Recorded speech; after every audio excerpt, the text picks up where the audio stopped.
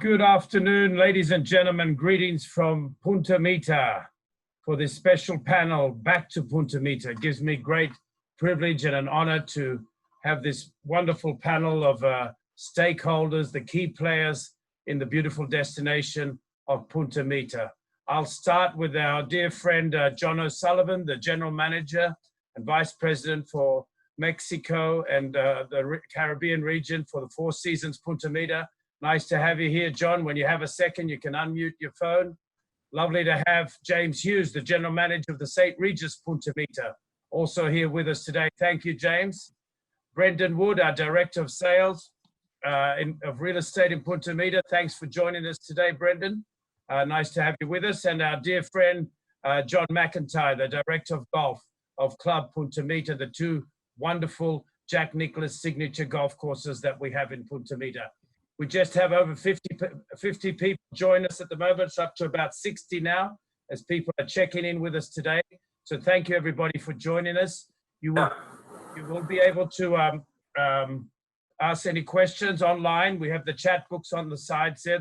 So please feel free to make any questions that you'd like about Punta Mita, about any questions you may have about the COVID protocols, what's new. We'll tell you as much as we can in the 45 minutes that you are here with us today. So thank you very much. I'm going to wait. We've got a total of 65 people with us now, 66. So we're creeping up. People are hopping in, and thank you so much. So I've got 4 minutes, 4 o'clock and 1 minute. So I'm going to kick this panel off. And first and foremost, I'd like to, it's not in any order. It's not about age. It's not about beauty. It's about seniority, let's put it this way. The Four Seasons Punta Mita has been here for 20 years. So I'm going to give one of the pioneers of Punta Mita, the Four Seasons Punta Mita, the first word today. Thank you, and please go ahead, John O'Sullivan. Thanks, Carl, and thanks to my august panel. And firstly, I think I'd like to say, Carl, a huge thank you to you and to Dine. I think that the leadership that you have shown, the innovation that Dine has shown over the COVID period has been not only survivalist, but it's been totally innovative. It's been about showing that we are truly in a community that cares for each other. And I think really you need to be given that endorsement. We reopened on the 1st of July. And again, all our protocols are linked with the Johns Hopkins Medical Center, and we call it Leading with Care. So I think for all of us, it's all about providing a safe environment for all our guests coming back to Punta Mita. I think for the property itself, as always, we are very much open to all the community within Punta Mita itself. Our spas reopened, our restaurant is reopened, restaurants. And hopefully we're going to be in a situation soon. I hear through the grapevine of where our beaches will also be reopened. I think the key things that we've also done is to, from a spa and wellness point of view, to have an awful lot more of sound healings, of meditations, of Reiki, and of just having stuff which is all open to all our residents within Punta Mita. And we really, contrary sometimes to people's perception, we deeply want to have everyone engaged as the community that we are. I think one of the innovations that we really were able to pioneer August was the whole idea of a concept called school kitchen. And that was of where we created an environment of where people were tired of being at home. They've come down to Punta Mita. We provide a sort of a quasi classroom virtual environment of where we have got your own IT buddy. We have teachers, we have channels on the television where people are able to study. And so really learning about the history of Mexico, about the area, and about everything that is sacred about the space itself.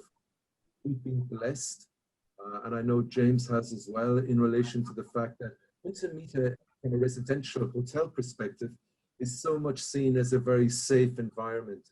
The protocols that we have as you enter the development and then into each of the properties really give the security to all our guests to feel safe, sound, and know that they are in safe hands. And what happens in the world outside sometimes very sad.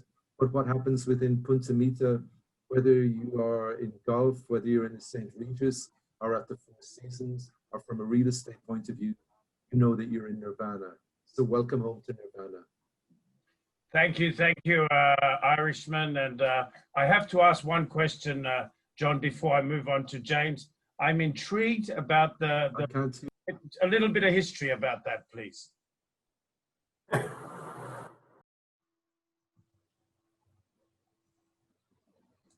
You couldn't hear me, John? Okay. That being said. Maybe he didn't want to take the question, Carl. That's okay. Thanks, Brendan. John, are you with me? No, he's muted again. Okay, I'm going to pass over now. Pass the over to our friend James Hughes from the St. Regis Punta Mita. James, can you give us an update of how things are on the other side there, mate? Of course. First of all, I want to thank you as well. I join John. I think you've done an incredible job, Carl, you yourself, as the best ambassador in the world for Punta Mita, obviously. Just the fact that you're doing these panels and, you know, everything that you've been doing, it's great. I also want to thank your team, because when this whole thing started, and I know Four Seasons John agrees with me, it was just very reassuring to know that we really had a partner in terms of, you know, securing the property while we were closed, and all those undesirable things that we had to do, like shut down for 3 months. But it really did feel good to be able to reach out to you and your team and all work together. So I think, you know, I'm kind of like an optimist. I kind of look for difficulties to always find something positive, and it was a real show of teamwork, and I hope that will always continue. So thanks very much for that. I basically just welcome all the residents. We're very excited that we're just around the corner from our high season, so to speak. We wish we didn't have this 30% limit to capacity, which we hope is going to change within the next week or two, hopefully. You never know, but hopefully. And just say once again that we are totally available to the residents of Punta Mita. You know, just anything from whether it's coming to grab a bite to eat to take back home and have a drink while you wait, or coming to our residence. We really have made a lot of friends, and this goes back to your time, and we still have regular guests that like to come visit us. So we're very excited that the season is about to start, and that's great. Also, you know, we also obviously follow very strict cleaning and disinfection protocols. And this is at all the 7,000 plus hotels, and for sure within the St. Regis brand in particular. And I can just say that the feedback that we're getting from guests has been very good. You know, we have guests must wear a mask. I was a little nervous about that. I thought maybe we were going to get a little pushback, or perhaps, you know, the way we handle, for example, room service, where we don't go into your room anymore. So, you know, we're all doing things in a very new and different way. I just want to say that we have zero pushback. Everybody understands. And when the residents come to see us, obviously they're going to see the stations where we have the disinfectant for the hands and for the shoes. They'll see the social distancing in the restaurants and all the public areas. It's a way of, you know, it's a fact of life right now for the time being. But just people seeing that we have such good controls in place and protocols, it just makes them feel very secure, and that's what it's all about, taking care of our guests and taking care of our staff. I also think we're very fortunate to be behind the gates, so to speak. Well, not so to speak, we are behind the gates. It's a very secure feeling when you drive through that gate and you know that you have two incredible international prestigious hotel chains, and people know that we follow, you know, everything we have to do, whether it's our own company standards or whether it's the federal or even the local government regulations. So I think that's really a benefit at this time of our lives. Always is, but even more so now when people are looking for more privacy, more space between rooms and I think that we offer that, and we're very happy. So nothing, just really looking forward to starting up the season and continuing different worlds, new things, but at the end of the day, everybody's really excited to get away, and that's what we're here to do. We're here to create incredible experiences with certain limitations, and we're looking forward to it. So thanks very much for this opportunity to talk to everybody. Thank you, James. And I have a question there. Maybe I can ask John O'Sullivan the question and just double check his sound is working. John, can you hear me? Joyfully, yes, Carl. Okay. John, I have a question there. What is the third, one of our attendees is asking, what does the 30% occupancy capacity mean? Can you just explain that to our listeners?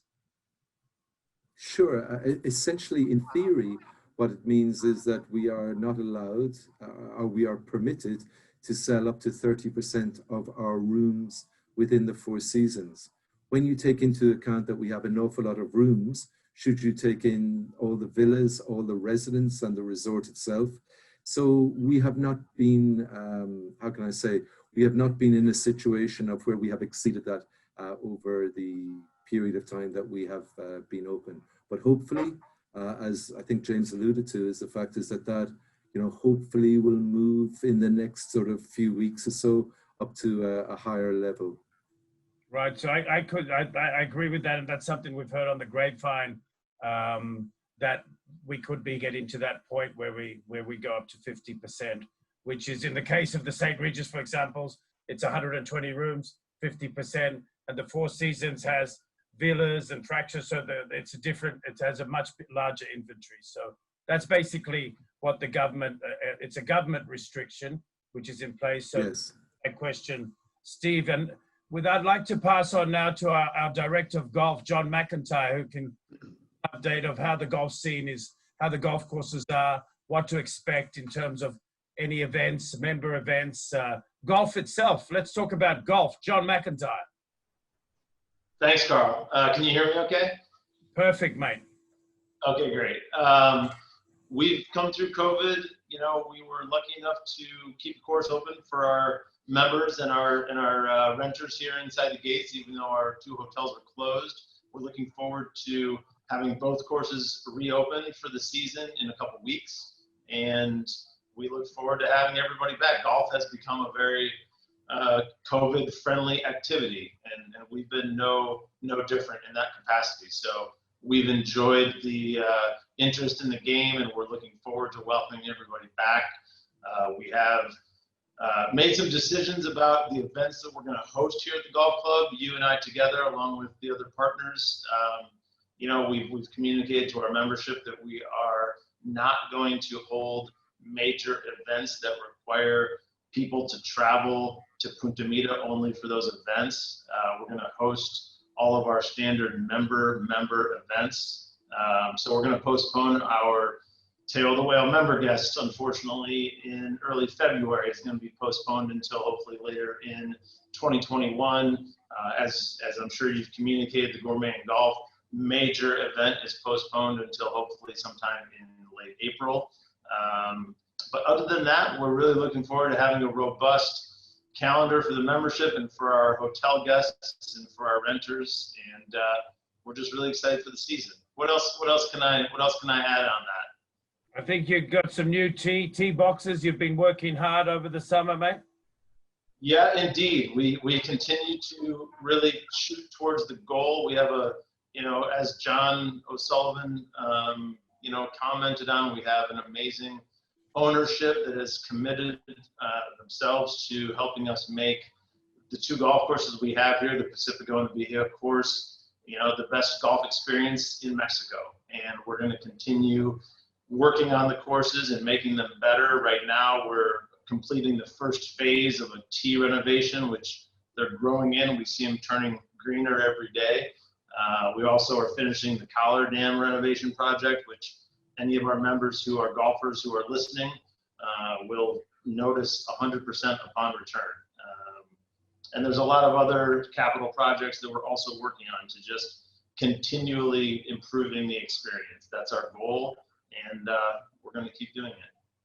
Thanks, J-Mac, and I look forward to getting around it with you in the not too distant future. Before Yes, indeed. to Brendan, I got another question.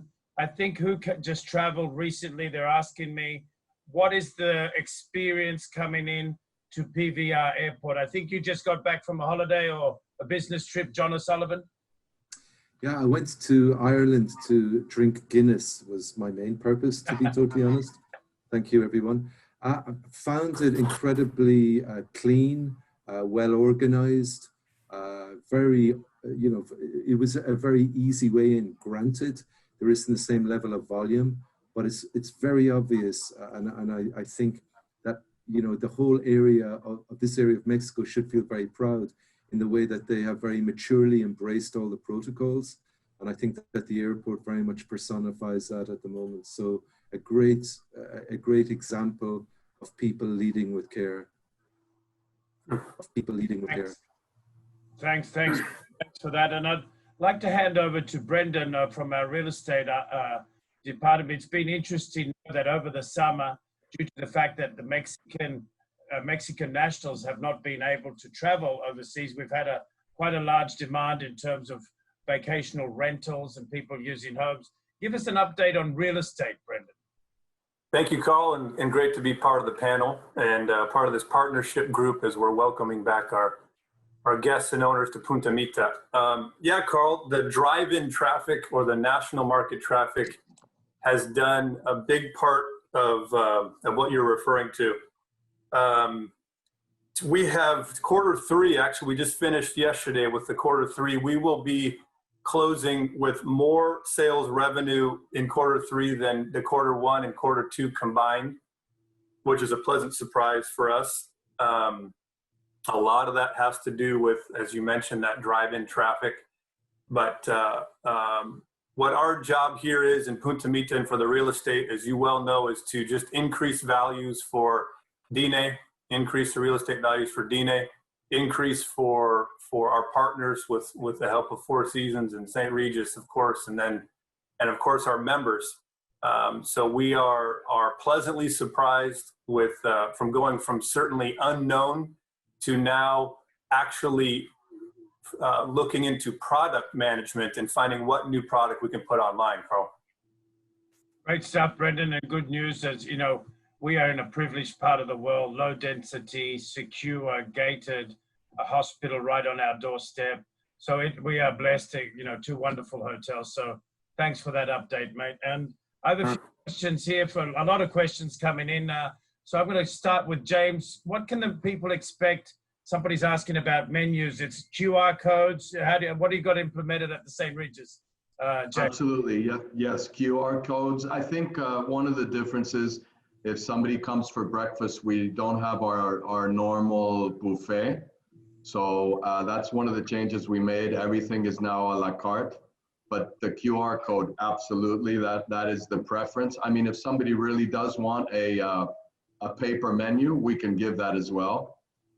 So basically, that's the biggest change. I think also maybe you could say that we have more vegetarian and vegan and healthy dishes maybe on the menu than we had before. But that has to do with the time of the year. In this heat, you kind of try and make things a little lighter, so to speak.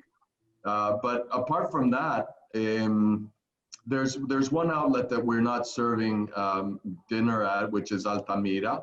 But again, that's going to change when we can go from 30% to 50%. So, but other than that, QR codes, pretty much, we do our thing. So you can expect to come and dine here and really not see too many changes. Maybe obviously more space between the tables, social distancing, but that's really about it. Thanks, James. And John O'Sullivan assumes that the same at the Four Seasons. Just before you go on, we are privileged in Punta Mita to have, let's say, 80% of our dining is al fresco. Would I be right? Yeah, pretty close. Yeah. Yep. And exact same as James. they're the sort of the international accepted protocols for luxury hotels. So I don't want to just repeat what James has said and his words of wisdom. Thanks. Thanks, John. John, I have another question here. People are asking about the assurances that the taxis are using proper protocols. John O'Sullivan, you might want to just give me while you're on the phone. Yeah, the whole thing, the partners that we work with, we've actually taken them to the resort itself and trained them so that they actually understand all our protocols.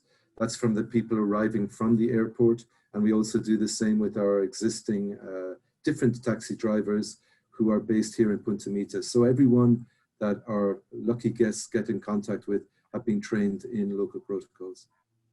Thanks, thanks, John. I'd say that the recommendation to our listeners, which we're just getting over, about to hit the 100 mark, which is great, is to use the recommended suppliers by the destination, be it the Four Seasons, be it the St. Regis, or be it the Punta Mita property manager. I think that's absolutely. Eliminate the risk. Yeah, absolutely. Don't go and walk out and catch a taxi.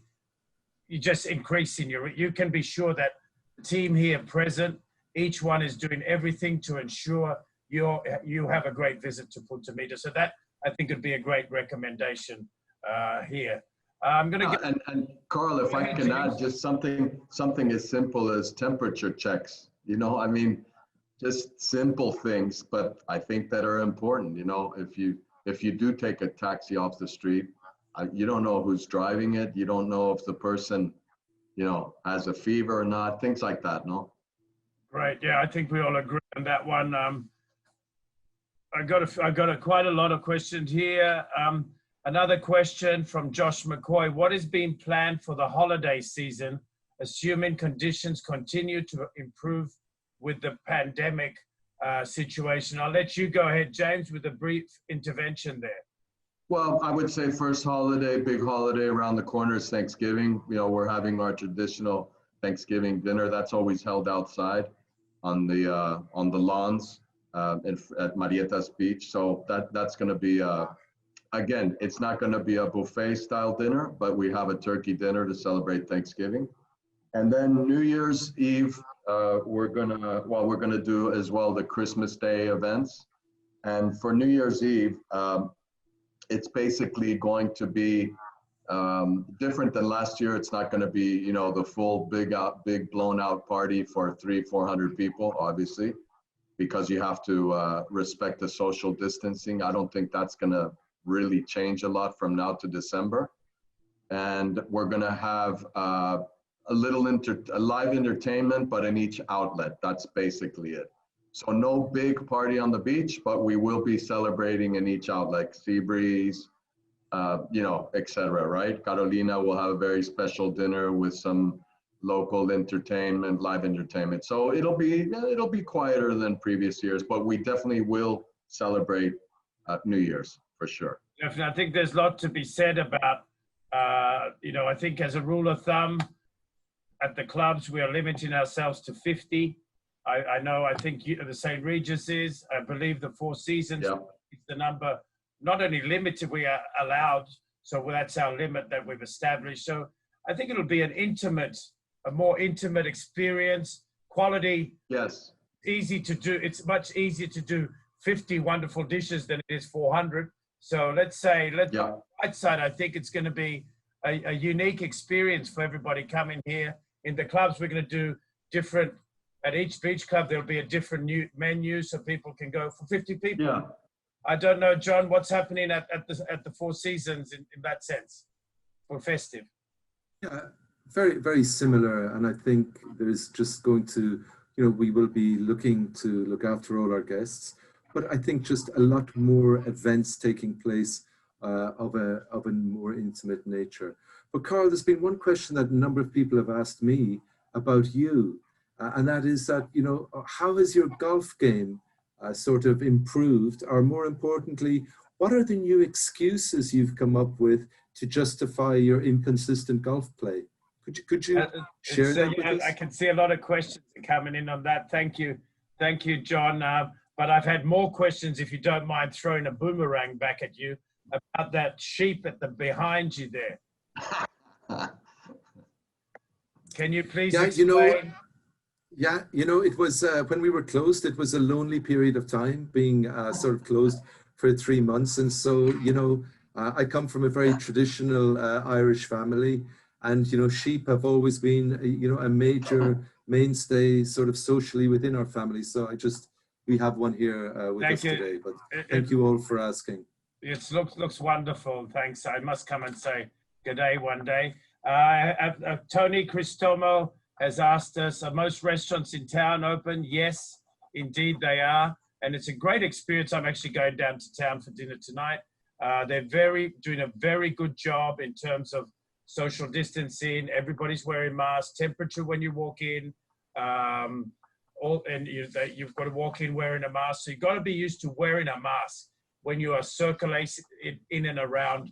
Obviously, once you sit down and etc., there's no need for that. On the other side, we still questions about the beaches. At the moment, the beaches are closed, officially closed in Nayarit.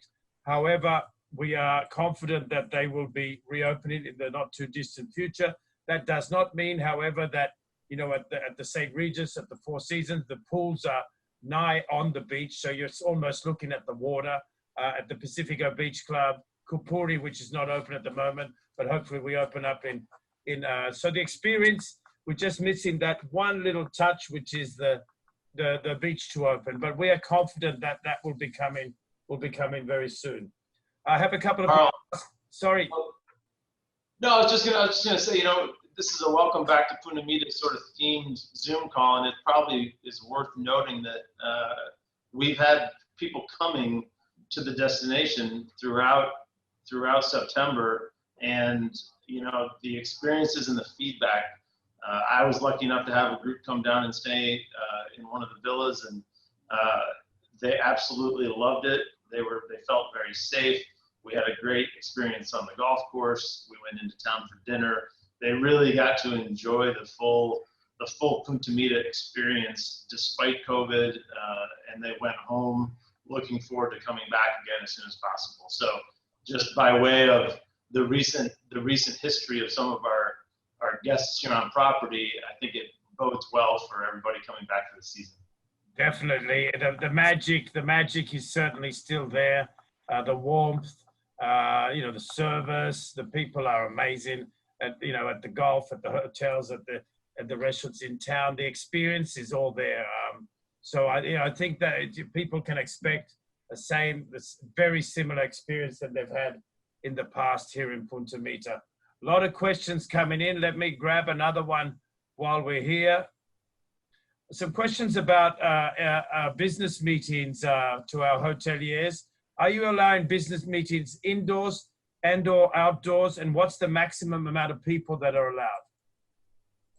Go ahead, James. Yes, we are. There is social distancing limits. I believe it's up to below 50 people per event. So that's pretty much it. And then the other thing is if you rent a meeting room, we're gonna space it out. Obviously, the chairs will be spaced according to what we have to follow, which I think is 1.5 meters.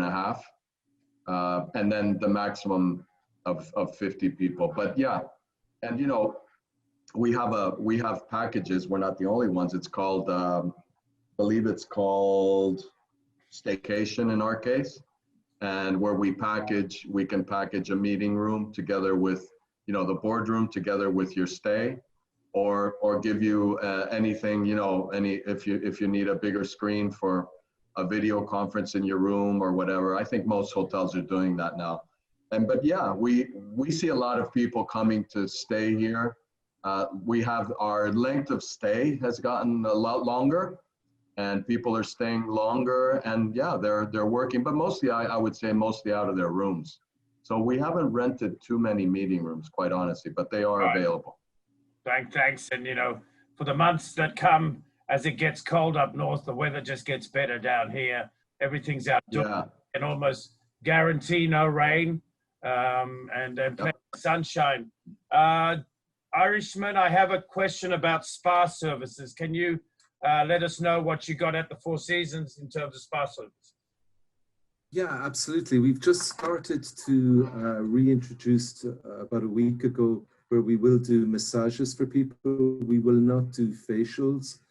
And we've done a huge amount of programs where we've created small centers of wellness around the resort, some of them indoors, some of them quasi indoors, and within the spa itself, where we do different things like sound healing, meditation, massage, but just not in relation to the facial side.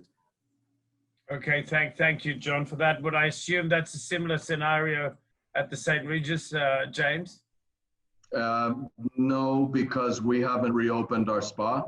Our Okay. gym is functioning with appointment only, but we have a protocol that this is for the brand, and we are waiting to move to the next level of occupancy. So as soon as we can hit the 50% mark, we'll be back, as John mentioned, with the treatments that we have. And everything that we have available. But right now we're not running the spa's closed right now. Thanks, James. I have a couple of questions I can't answer at the moment. So I will, to those people that have questions there that I can't answer, there's one about having all residents, guests and renters having a COVID test. I'm afraid I don't have I don't know the answer to that at the moment. I don't think that's something that's feasible at the moment from where we're standing. But thank you for the questions, and I promise as soon as we know, we will let you know about that. Brendan, can you tell me what beach clubs are open at the moment? Yeah. We are coming out of the September month, which is the quietest month of the year, but we've had in Punta Mita, as John McIntyre said, we've had about 60% more people in vacational than we've had at the same time last year. So people are coming and people are enjoying Punta Mita. Brendan, please. Sure. Well, we have, I like to call them all the 5 beach clubs, and that includes the original Residence Beach Club Pacifico. That's open, full on, that you can access breakfast, lunch, dinner there. Pool's open. We did the same thing with Copurdi, where we just recently opened that. The pool is open, the food and beverage, the bar. Unfortunately, until we get that opening from the state government, we will not be allowing access down to the beach. But that'll be coming hopefully soon. Word on the street is soon. And then we have the Sufi Beach Club. That one itself open, available, ready to use, go. And the Sea Breeze at St. Regis there, people have access. James' team does a good job with allowing the number of people to come in. All places you have to wear a mask. When you get into your proper location, then you can of course take it off. Very much like you were talking about the restaurants in town. And of course, the biggest news that we can't wait to open is El Surf Club down there near La Lancha Surf Break. Carl, you did a good job, and our team did a good job of opening that just for dinners, Fridays and Saturdays. We, during that busy time in July, we actually had it open Thursday, Friday, Saturday, and Sunday. I think we were getting 60 reservations a night, kind of a pop-up experience. For people who want the insider tip for the upcoming season, it's called the Surf Club. No question. Do you have to be a resident or to go there? No, this is the only club in Punta Mita where our dear friends, our partners and beloved friends, our hoteliers are welcome with their guests to come and use. And I promise you guys, this place is going to be, it is so cool. And it's on a beach. So, I'm not a surfer. I used to be a really good surfer, but I'm not a surfer anymore. Golf I'm a really good golfer now. So, so anyway, that in answer to that, Brendan, the surf club is really good. A new kid on the block. And one thing before Brendan, very important is that all water sports are open. So yes, you can go out sailing, stand-up paddle, surfing, scuba diving, and before you know it, the whales will be birching right in front of the Four Seasons and the St. Regis and Sufi. So the water's fine. It's just we're nearly there, and so we want to see you down here soon. So some more questions. Carl, on that, a question to you, which I usually get is when we get that notification, let's say whatever, middle of October, when is it feasible for us to be able to open up those beach clubs timing wise? The day after, Brendan? Yeah. Yeah, absolutely. The day they tell us, the next day will be open. I promise you that. From here to Fiji, over my grandmother's dead body, it will be alive. Yeah. I wouldn't expect any less from you. That sounds serious. It's John O'Sullivan. I have a question for the Four Seasons Residents Club. Can groceries be pre-ordered and fridges stocked? Are all service available at the pool?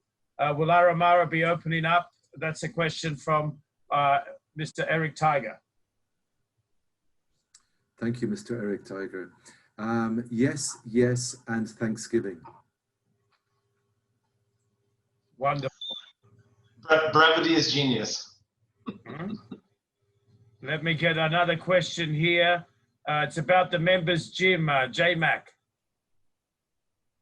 Yes. Open, yes, to members only at this moment. That's correct. Yeah, we're on a reservation basis, similar to what James mentioned. 1 hour blocks of time. Our fitness trainer Ceci is back on the team, and to my knowledge, things have been going fine. We continue to look for ways to make it better and get the hours restored. Sometime in the next few weeks, we look to hopefully get the hours restored for our members that are coming back for the season. So yes, it's open. We do have a reservation basis currently, and any other questions can be directed to me. Thanks, J-Mac. Another question's for our, I think Eric Lipkin has asked this question. What are the staffing levels at the hotels prior to the pandemic is the question. James, maybe? Prior to the pandemic?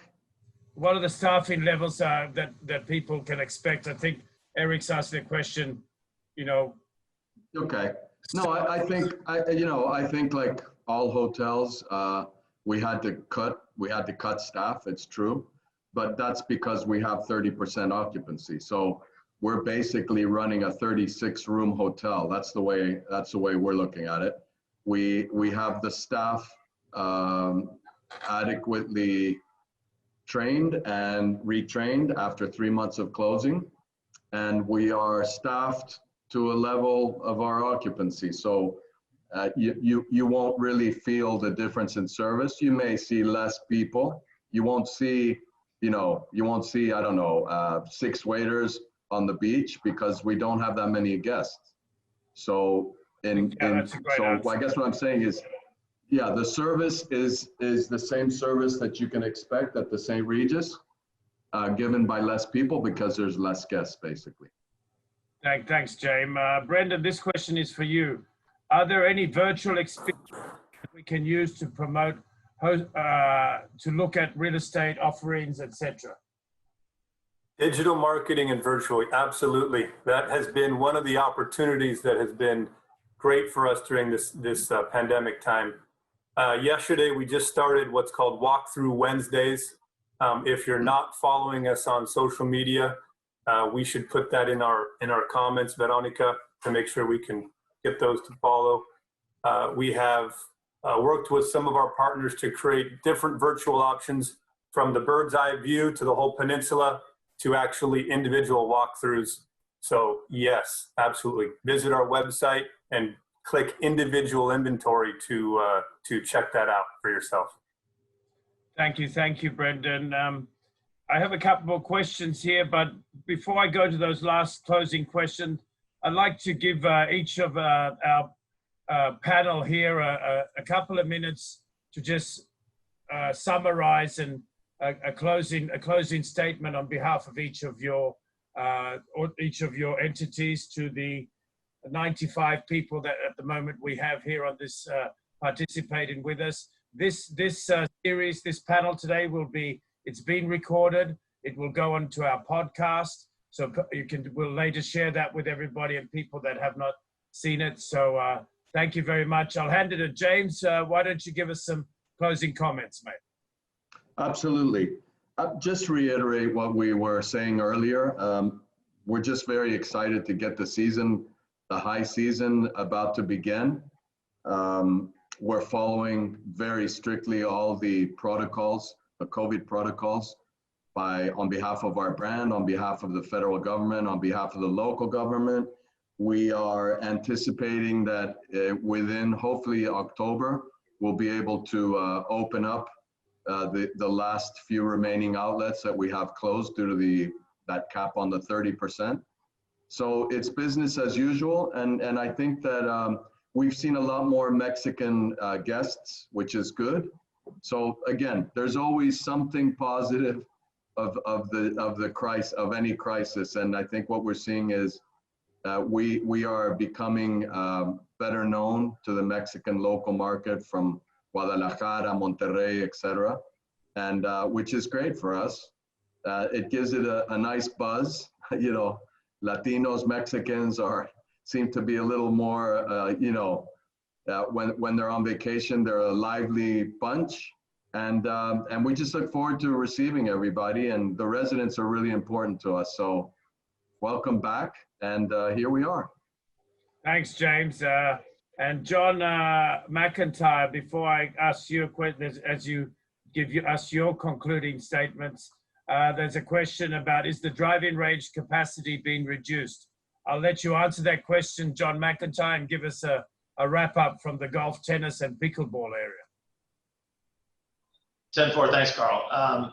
The range has only been spaced differently, so the capacity hasn't changed. We've only increased the space between the stations. Both sides are open, and the academy is open. So to answer that question, full speed ahead at the range, and it's looking as beautiful as ever. As far as the closing goes, one thing I didn't mention was that we have been following COVID protocols here at the golf course since March, and we have continued to do so throughout the last 7 months, and will continue to do so as we go into high season. Some of the protocols in the golf world specifically have changed over the months, and we keep up to date with those. So we might see things like rakes coming back into the bunkers hopefully soon, and as far as one person per cart, that remains certainly an option, and we'll have some dividers available so that we can accommodate everybody in the golf carts. And generally speaking, the pandemic really created a sense of family here at the golf club for the folks that stayed with us over the summer. And I think you and I both agree that we're really looking forward to having the members back and to reestablishing that sense of family over the high season. So looking forward to it. Thanks, J Mac. I appreciate. And can you save that barrel there to your left for me later on? Thank you for the. This is going to be the trophy for our member match play winners. So that's one of our trophies this year. I'll just have to win it then, won't I?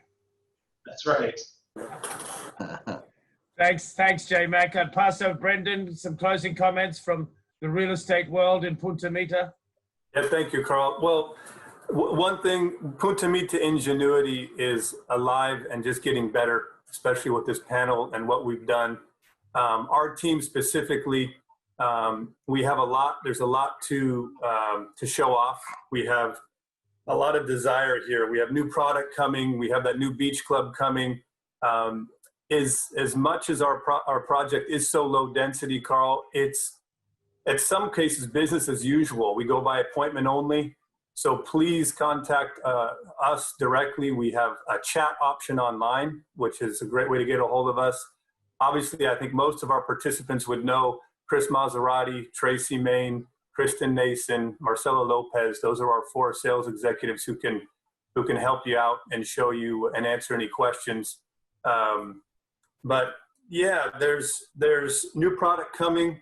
We are excited for the high season, and like I said, the ingenuity and what we've done in Punta Mita has brought us, I think, stronger all together, and that's a good thing for all of us.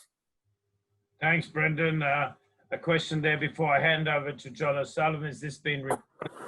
Yes, it will be available on our podcast, and we will send that out to all the participants who have registered, as well as to on all our social media channels. So this unique and original panel that we've put together is going to be all recorded. So, and I'll hand it over last, but by no means least, of course, my dear friend, the Irishman, Mr. John O'Sullivan, the general manager of Four Seasons.